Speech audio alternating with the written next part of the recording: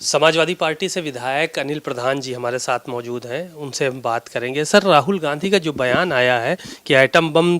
अभी देखा दुनिया ने, अब हाइड्रोजन बम दिखाने जा रहे हैं, क्या कहेंगे आप लोग जो इस तरह के बयान आ रहे हैं और इसके पीछे क्या लॉजिक मानते हैं? देखिए, जिस प्रकार से समाजवादी पार्टी के राष्ट्रीय अध्यक्ष माननीय श्री अखिलेश यादव जी ने एसआईआर का जो मुद्दा था और समाजवादी और पूरे इंडिया गठबंधन ने जिस तरीके से उस बात को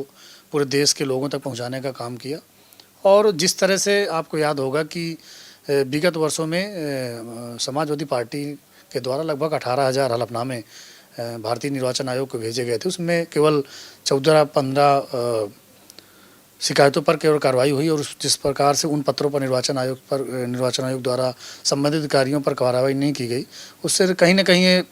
प्रतिभूत होता है कि निश्चित रूप से जो चीज़ें चल रही हैं पूरे देश और प्रदेश में, कहीं ना कहीं उसमें निर्वाचन आयोग की भूमिका संदिग्ध है।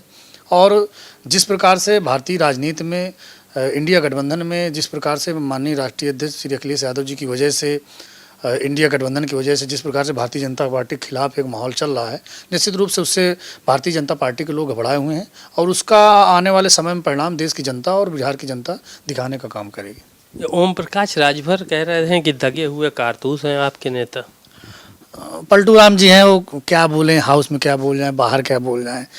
उनके बारे में बोलना है, क्या बोला जाए। लेकिन अब उनको खुद तय करना पड़ेगा कि कितने वो दगे कारतूस हैं, कि किस तरह कारतूस हैं, कभी इधर पलटी मारेंगे, कभी उधर पलटी मारेंगे, जहां रसमलाई मिलेगी उधर चले जाएंगे। तो ऐसे नेताओं को कोई वो नहीं है, वो कुछ भी बोल सकते हैं, अपनी सरकार में रह के अपने ही सरकार के लोगों के खिलाफ बोल लें, या जिधर जाएंगे उधर केवल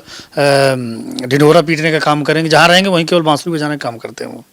दिनेश प्रताप सिंह ने भी बड़े सवाल खड़े किए और एक बड़े नेता के ऊपर जो है वो आरोप लगाया कि उन पप्पू फेल हो गया है। उनके यही शब्द थे कि पप्पू फेल हो गया है और आइटम बम फुस हो गया है। सवाल ये है कि उत्तर प्रदेश में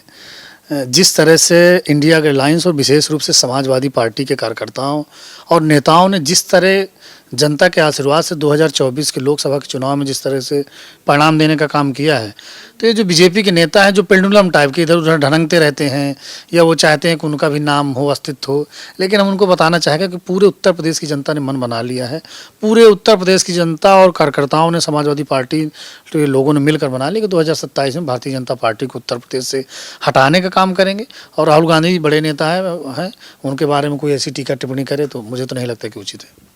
चलिए, धन्यवाद। अनिल प्रधान जी को आपने सुना, बहुत सारे मुद्दों पर उन्होंने खुलकर बात की और साफ तौर पर इस बात को कहा